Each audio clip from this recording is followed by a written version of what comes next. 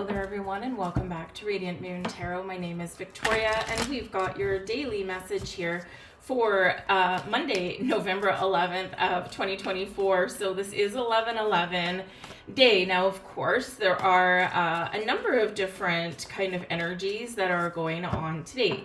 First of all, 11/11, right? 11th month, 11th day.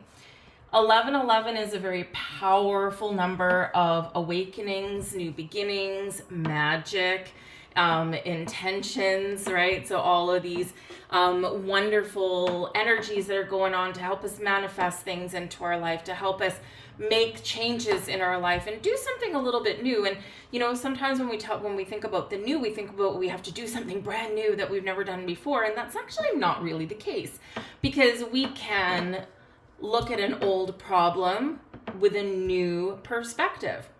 We can take an old situation that is maybe stagnant and not fulfilling and look to see, okay, is there something new that I can do to shift the energy of this and revive it, right? Whether it's maybe a project or a relationship, right? Whatever it happens to be, something in you, right? Whatever that happens to be. So it doesn't necessarily have to be brand new. Maybe we can get new information that helps us move something along that has gotten a little bit stuck, right? Whatever it happens to be, there's this newness, this freshness, this energy that comes in. Of course, 11/11 is known as, of course, a little bit of an awakening energy there as well. So a lot of times when people are awakening to spirit, they often do see and sometimes are bombarded with repeating numbers, and 11/11 is very much one of them. It's like the spark of awareness that comes in. So if you are seeing repeated numbers, there's messages in there for you, there's reasons there for you, there's a shift happening within you. So pay attention when you do see those things. What I do is, when I do see, because I see repeating numbers all the time, and they're always different, kind of depending what I'm doing, what I'm going through, what I'm working on. And one thing that I do is, number one, I acknowledge the message. I say thank you, right? Even if I haven't figured out what it means for me right then and there, I say thank you because I appreciate the communication. I appreciate the sign, right? Then I just take a second out of my day. What was I thinking about? What was I doing? What was my energy like? What was I feeling at that particular moment? And those are all clues as to what that particular number may mean for you right there. All right. 11/11, of course, make a wish, set some intentions, right? Some great energy there to help you to do that. But of course, lest we forget, today, at least in Commonwealth countries, maybe in other ones, I'm not 100% sure about every single country. However, I am in North America. I am from England. And of course, it is Remembrance Day. Remembrance Day started to commemorate those who fought for our freedom back in World War I. The veterans. And so whether there is a veteran still in your life from way back then, they would probably be pretty old by about now, I would think, or whether there's veterans in your life from World War II or other conflicts, or maybe you have a veteran in your world that's still in active duty. Whether they are from the past or the present, give thanks to them, because the world would probably be quite the different place by now if they had not put themselves in service, or, well, in some cases, maybe forced into service. But we also need to remember it's important, not just those who fought for us, but we also do need to remember history. Cancel culture is extremely dangerous.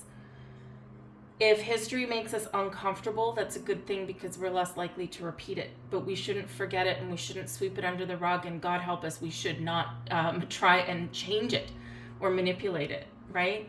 That's very dangerous to do.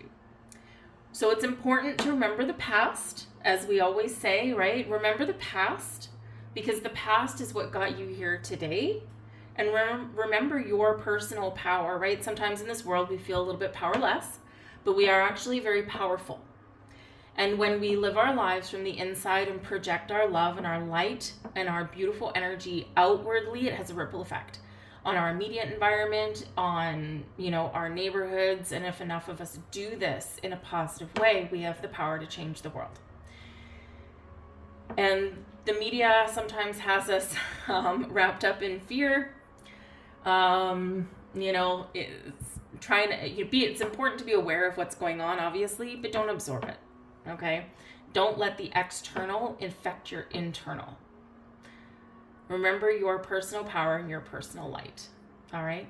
But whatever your situation is, it's a time for remembrance. And it's a time to use the past energies and knowledge and wisdom and experiences to look to the future and hopefully a better tomorrow. And of course, history forgotten is doomed to repeat. And yes, we have had 2 world wars, but hopefully never a third. All right. But anyways, very powerful day.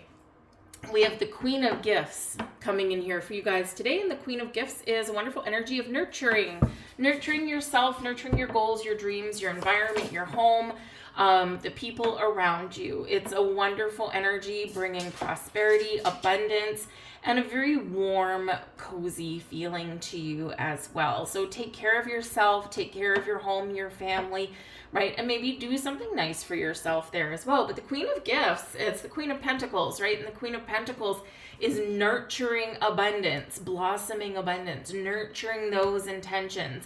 And remember, the Queen of Gifts is kind of like the farmer in the field, right? So we have someone that plants the seeds, right? And then the Queen of Gifts is that nurturer, giving the seeds of your intentions water, picking up the weeds, checking in every once in a while, but never stifling the growth. So remember, if you are on a manifestation journey, as we are every single day, whether it's conscious or not, remember, we plant the seeds of something. But if we stifle something, if we smother something, then we create blocks, we create obstacles, we block the sunlight. We inhibit growth, right? So we do need to allow something to blossom and to grow. And some of you could be getting something very shortly. We do have a full moon in Taurus coming up in a week on the 17th. And this can be a time when something really does come to fruition. For some of you, at the very least, an end of a cycle. Taurus is ruled by Venus, the planet of love and money and growth and abundance and new beginnings and all kinds of wonderful things. And so some of you could be having something really coming to fruition for you this week. We have the Page of Canes coming in here. And so the Canes energy out of this deck, this is the Page of Swords. New conversations, new ideas, new insights, new outlook on things, right? So some of you could be having some very good news actually coming on the horizon. You could also be opening your mind to something new. And what a great day for this energy, for this card to come in, right? So you could be talking to somebody new. You could be seeking out new forms and new sources of inspiration. The Page of Canes is always ready and willing to try something a little bit different. Or this can be an opportunity for you to take an idea, a big idea that you have, or maybe it's a small idea, and make something happen with it, right? So it can be a little bit of a decisive energy there as well, but it's a fresh way of thinking, a fresh outlook. And the Page of Canes is a little bit futuristic, right? So we're looking at the future with a very positive lens and a very positive light there. So you could be getting clarity in something today here as well. We have the Wheel of the Year. I'm loving that this is coming up here for you guys today. The Wheel of the Year is the Wheel of Fortune. Now, let me just say a little bit of magic in the air today here, guys, right? Because we've got the Queen of Gifts. Okay, it could be a surprise. It could be something that's still coming up to fruition. We've got the Page of Canes. There could be a new opportunity, a new endeavor, new people, new ideas, or some good news potentially coming in. Could be a surprise. In the Wheel of the Year, of course, the Wheel of Fortune brings in good luck, good fortune, growth, abundance, enlightenment even a little bit, right? Because it's ruled by Jupiter, and Jupiter can help us see the big picture, help us look at things in a different perspective, can help us turn something around, turn a negative into a positive, right? Jupiter also can bring in some law to a situation as well. So think of like things like contracts or legal situations. Something could be resolving for you. Or maybe there's something new or a new job offer, that kind of thing. But Jupiter also brings in some philosophy as well. So you could be having a more philosophical, thank you, outlook on something. And it can be something from your present moment, something that may be for your future, but it can also be something about the past, right? We can, kind of go wax philosophical about something from the past, right? So maybe you're talking to somebody or learning about something. The Page of Canes always up for some new information. And so you could be learning something that maybe kind of shifts your perspective. So big picture kind of thinking there. But the Wheel of the Year always does remind us about the ebb and the flow of life, and that when we, sometimes we feel like we're down, like we're in a down patch, and sometimes we feel like, oh my gosh, goodness, the world is my oyster. And when the Wheel of the Year is in the upright, this is a time of growth and abundance, and this is possibly a very fortunate, a very lucky time for some of you. But it really does show improvements and the potential for making those improvements there as well. Can bring in some change, right? Change of fortune for the better. It is in the upright. And it can also bring some surprises. So we got a little bit of magic in the air for you as well. And we've got the Four of Canes also. Now, this is so interesting. Wow, really interesting. And you know what? The funny thing is I got this deck. I think I got this deck last year. This is the Yule Tarot or the Yule Tide Tarot. Anyway, and so I've of course used it off and on. It's a little bit more seasonal, and I never realized that the Four of Canes, which is the Four of Swords, was actually a gravestone with a wreath on there. Very interesting. Rest in peace. The Four of Canes, the Four of Swords energy is very much one of rest and relaxation, inner peace, out of peace, putting your mind at ease. It's one of taking it easy, and it's also one of meditation there as well. So this can be a time where maybe you do, of course, take your minute out of your day and honor and reflect those who have come before us, right? And hopefully have a better vision for the future. This can be a card of meditation where it's a good day for you to find some quiet time, to set aside some time to set those intentions for whatever new seed that you want to plant and what you want to nurture and blossom in your life. Some great energies coming in there for that. And of course, it is one of calm and peace. So you could have a peaceful resolution to something. You could also just feel this sense of calm around you.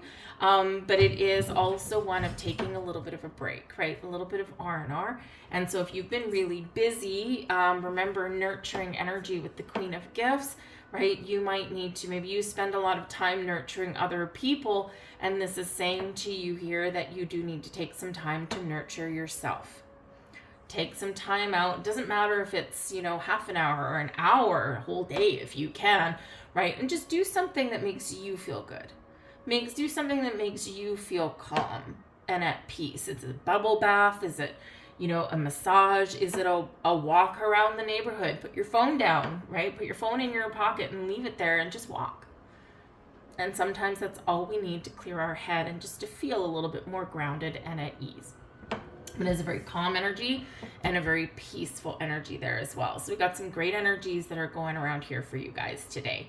All right, but expect the unexpected, or you could be in for some growth or some surprise headed your way with that Wheel of Year. So this can be a little bit exciting for you, and maybe even something that you've been waiting for a long time. But don't forget your power to create the change that you want to see as well. I'm going to leave all that there for you guys today. I hope there was something here for you. I thank you for watching. I hope you have a fantastic day, and I will see you guys tomorrow. Bye.